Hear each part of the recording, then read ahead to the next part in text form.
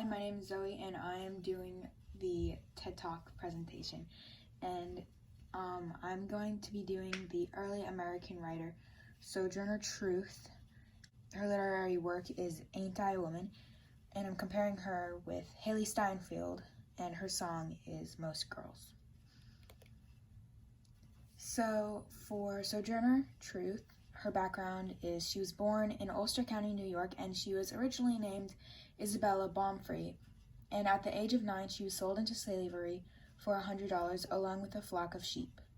She was sold 2 more times, and at the age of 18, she fell in love with a slave named Robert, but she was not allowed to marry him because he was owned by a different owner. So her family, she was forced to marry a man named Thomas, and they had 5 kids: James, Diana, Peter, Elizabeth, and Sophia. And her children, James and Elizabeth, were named after her parents, James and Elizabeth Baumfree. Her education was she only knew how to speak Dutch. She didn't get any education since she was a slave, and she was born from 2 slave parents. And her religious or political views was that she was the first ever Black woman to sue a white man, and she won. So for Hailee Steinfeld, her childhood experiences, she grew up in Los Angeles, California, and she began her acting career at around age 8, which is pretty young. And by the age of 14, she earned the Best Supporting Actress Academy Award nomination for her breakout role as Maddie Ross in the 2010s True Grit. In 2015, she began the Pitch Perfect franchise, which eventually led to her singing career. And her family, her parents, Sherry, an interior designer, and fitness trainer Pete Steinfeld, along with her brother Griffin Steinfeld. Her education, Hailee went to Kalina Middle School and Cynthia Baines Young Actor Studio for a year to learn how to act. Religious or political view, Steinfeld's father was Jewish, and her maternal grandfather was half Filipino and half African American. What is the writer's purpose? Sojourner's purpose was to embark on a journey to preach the gospel and speak against slavery and oppression. She also spoke out about equal rights for women. One of her quotes, "Then that little man in black there, he says women can't have as much rights as men, 'cause Christ wasn't a woman. Where did your Christ come from? Where did Christ come from? From God and a woman. Man had nothing to do with him." This explains that these men keep saying that women aren't allowed to have as many rights as men do because Jesus isn't a man, and she says that Christ is the Son of God and a woman, therefore men have nothing to do with it. And another quote, "If the first woman God ever made was strong enough to turn the world upside down all alone, these women together ought to be able to turn it back and get it right side up again. And now they's asking to do it, the men better let them." In this quote, she says that if the first woman God ever made this world a bad place, then the women of the world would be the ones to make the world right again. And now that the men have turned the world upside down, they should let the women to make everything right. Okay, what is Hailee Steinfeld's purpose? The purpose is to tell everyone that most girls are powerful and accomplish anything. One of her quotes is, "Some girls are this, some girls are that, it's most girls, and most girls that are in this world, and it is really that all women have something to offer and have a story and have a goal in life or someone they find is inspirational or something." That basically means that all women have something to offer, all women are equal and everything.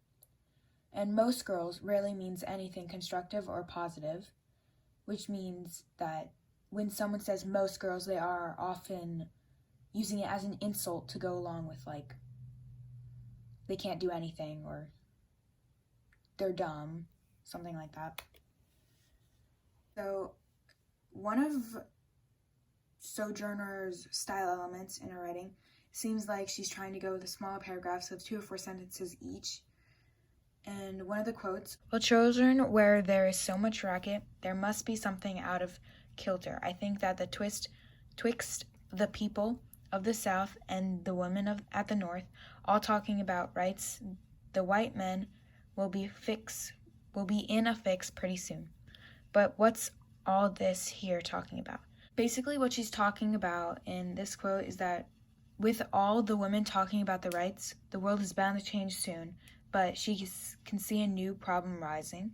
You can also see that there are 3 sentences in that paragraph. And another style element is that she also seems to use first person when she's writing. And one of her quotes is, "Look at me, look at my arm. I have plowed and planted and gathered into barns, and no man could heed me. And I ain't a woman. And ain't I a woman?"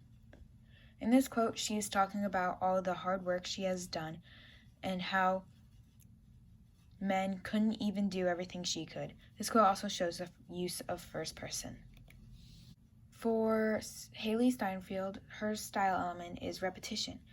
And one of her quotes is, I want to be like most girls. I want to be like most girls. I want to be like. As you can see from the quote, she repeats, I want to be like most girls many times. And another style element is figures of speech. Some girls, every day searching, keep the page turning. So in this quote, she uses a figure of speech to explain that some girls are still searching to find themselves. And Hailee's themes is that she wants the listeners to know that however a girl acts, dresses, behaves does not justify their uniqueness. Some girls feel best in their tiny dresses. Some girls, nothing but sweatpants looking like a princess. Some girls kiss new lips every single night. They're staying out late because they're just celebrating life. She's basically saying that every girl is beautiful no matter what they look like or act like. Another theme she wants us to know is that every girl deserves rights. Most girls are smart and strong and beautiful. Most girls work hard, go far, we are unstoppable. Most girls are fight to make every day. No two are the same. In this lyric, she's saying that all girls deserve rights despite their gender expectations. The quotations around most girls means that she's implying that this is the phrase that most girls hear every day. Hailee points out that in this phrase rarely means anything constructive or positive, and they mostly hear it along with, girls are too emotional, or they don't get dirty, or like I said, they are stupid or dumb a lot of the time.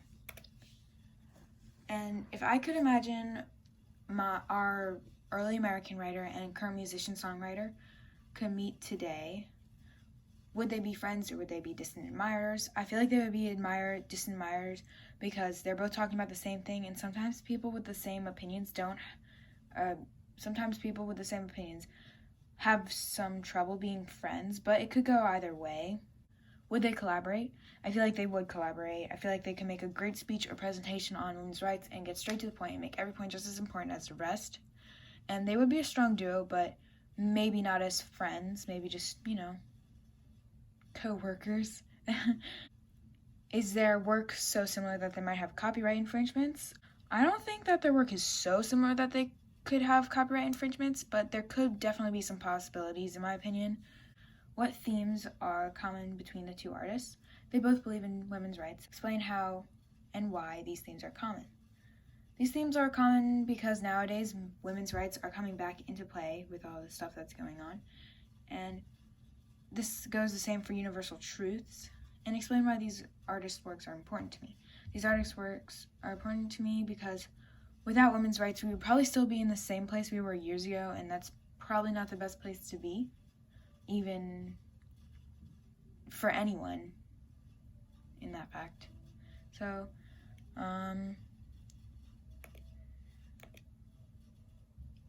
here's the work cited. Well, I used all of these for everything. Yeah. Thank you for listening and watching.